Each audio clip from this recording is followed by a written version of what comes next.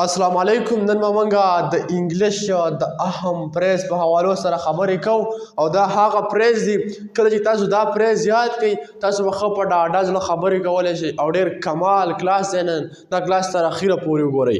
زموږ سره فسټ پریز راسته دی بوت آف یو. د بوت آف یو څه مطلب دی؟ د بوت آف یو مطلب دی تاسو دواړه. منګه په پښتو کې وو کنه تاسو دواړه. نو کله چې موږ داسې خبرې کوو نو په انګلیش لینګویج کې به څنګه وو؟ بوت آف یو. فار ایگزامپل بوت آف یو ور سلیپینګ. تاسو دواړه اوده وئ. داسې خبرې مو پښتو کې کوو کنه نو په انګلیش کې به څنګه وو؟ بوت آف یو ور سلیپینګ. یا تاسو دواړه را روان وئ. بوت آف یو ور کمینګ. تاسو دواړه را روان وئ. تاسو دواړه ډېر ښه هلکانې وئ. بوت آف یو آر ګوډ بوایز. داسې خبرې چې موږ کوو نو موږ ته ضرورت دی د بوت آف یو. بوت آف یو به موږ کله استعمالوو؟ د بوت آف یو مطلب څه دی په پښتو کې؟ د بوت آف یو مطلب دی تاسو دواړه. اگزامپل ته وګورئ تاسو ته خبره سمجھ کې راشي. بوت آف یو ور سلیپینګ. د بوت آف یو ور سلیپینګ څه مطلب دی؟ تاسو دواړه اوده وئ. نو چې کله تاسو دغه شان خبرې کوئ نو بیا موږ ضرورت لرو یو پریز ته چې هغه دی زموږ سره بوت آف یو. بل ورډ دی زموږ سره پریز دی ساري بوت آف اس. د بوت آف اس څه مطلب دی؟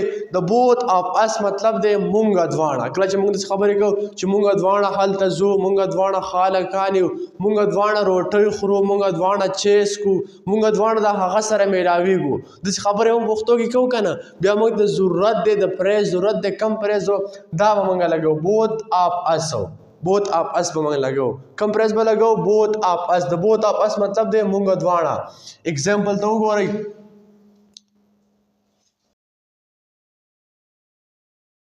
Both of us will not come. موږ دواړه به نه درځو. موږ دواړه به نه درځو. یا both of us will meet him. موږ دواړه به د هغه سره میلاویږو. نو کله چې داسې خبرې کوو بیا به موږ کم پریز ته ضرورت لرو؟ پریز ته به ضرورت لرو کم چې دی بوت آف اس. بل پریز دی زموږ سره. زما امید دی چې تاسو سره دا دوه پریز سمجھ کې رال خبره باندې پوه شوئ. بل پریز دی بوت آف دیم. بوت آف دیم. د بوت آف دیم څه مطلب دی؟ د بوت آف دیم مطلب دی هغوی دواړه. د بوت آف دیم څه مطلب دی؟ هغوی دواړه. اگزامپل ته وګورئ تاسو به both of them are good boys. د سنټنس څه مطلب دی؟ چې هغوی دواړه ښه هلکان دي. څه شی دي؟ هغوی دواړه ښه هلکان دي. یا both of them are coming here. هغوی دواړه دلته را روان دي. هغوی دواړه دلته را روان دي. یا both of them fighted us. هغوی دواړو زموږ سره جګړه وکړه. نو د both of them څه مطلب دی؟ هغوی دواړه. کله چې موږ دا شان خبرې کوو بیا موږ کم پریز ته ضرورت لرو؟ د انګلیش لینګویج چې کوم زموږ سره پریز دی both of them دې ته به ضرورت لرو. د سنټنس څه مطلب دی؟ both of them are good boy. هغوی دواړه ډېر ښه هلکان دي. بل دی زموږ سره both of the. both of the به موږ کله استعمالوو؟ کله چې موږ یو چیز یادوو لکه both of the mobiles دواړه موبایلې. both of the cars دواړه ګاړي. both of the bikes دواړه موټرسایکلې. both of the boys دواړه هلکان. both of the computers دواړه کمپیوټر. کله چې داسې خبرې کوو نو بیا به موږ څنګه څه شی به لګوو؟ کم پریز به لګوو both of the. اگزامپل ته وګورئ. Both of the cars are out of order. دواړه ګاډي خراب دي. Both of the cars are out of order. out of order څه مطلب دی؟ خراب دي. Both of the mobiles are mine. دواړه موبایل زما دي. نو کله چې داسې خبرې کوو بیا به کم پریز لګوو both of the. بل دی زموږ سره both جمیل and جلیل. دواړه جلیل او جمیل. both جلیل and جمیل are my friend. دواړه جلیل او جمیل زما ملګري دي. نو کله چې داسې خبرې کوو بیا موږ څه ته ضرورت لرو؟ both. اگزامپل ته وګورئ. both دواړه جلیل او جمیل زما ملګري دي. both جمیل and جلیل both جمیل and جلیل are my friends. جلیل او جمیل دواړه زما ملګري دي. کله چې خبرې کوو نو بیا موږ څنګه لګوو؟ both به لګوو او د هغه نه بعد به noun لګول. لکه both car and bike are mine. دواړه ګاډی او موټرسایکل دا زما دي. بل دی one up. د one up څه مطلب دی؟ one up مطلب دی یو، خو دلته را سپیسیفیک ته اشاره کوي. one up د one up څه مطلب دی؟ فار ایگزامپل ډیر واړه دی ډیر، او ته چاته وایې چې یو کس دننه شي راتلی، نو one of the boys can come. زه اگزامپل ورکوم تاسو په خبره پوه شئ. can come. One of the boys can come. یو ولک دننه شي راتلی. دلته به تاسو وایئ ته boys تا خو دلته ډېر جمع دې ولګول او ته یو کس چا دی، نو دلته په دې ټولو سارو کې موږ یو یادو. دا ټول نه دی، په دې کې موږ یو کس یادو چې one of the boys can come. یو الګ دننه شي راتلی. one of the boys can come.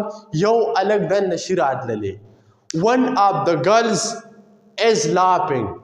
یوه جینۍ خاندي، یا په ټولو جینکو کې یوه جینۍ خاندي. سنټنس دا مطلب دی one of the girls is laughing. یوه جینۍ خاندي. بل دا زموږ سره sum up. sum up مطلب دی ځنې. موږ چې و ځنې فار ایگزامپل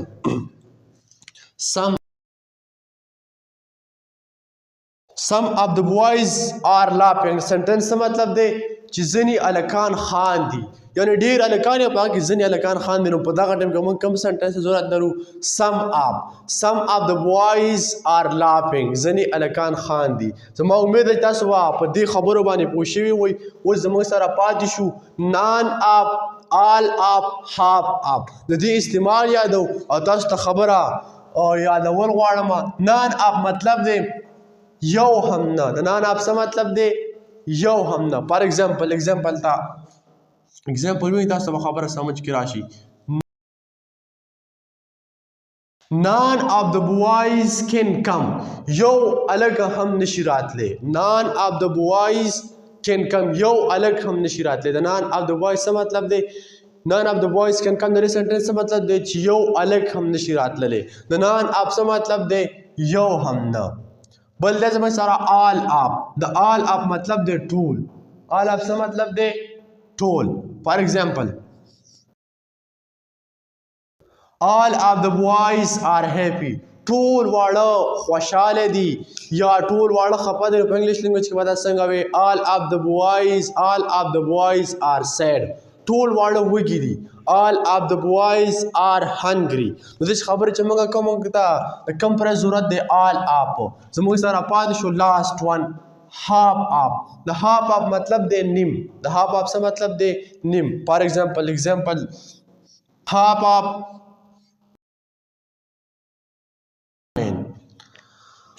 half of the girls can come in.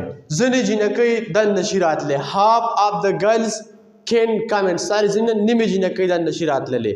د half of څه مطلب دی؟ نیم. زما امید دی چې تاسو به په دې خبرو باندې ډېر په اسانه پوه شوي وئ، او دا ډېرې اسینشل جملې ما تاسو ته ولیکلي او اسینشل پرایز مې دلته راوړي وو چې د دې په مدد سره تاسو فلوینټ انګلیش شئ ویلی، کنورسیشن کولی شئ. تاسو کومې خبرې کوئ په هغه کې سره دا ډېر مدد کوي او ډېر زبردست او بیسک پرایز تاسو ته ما راوړي.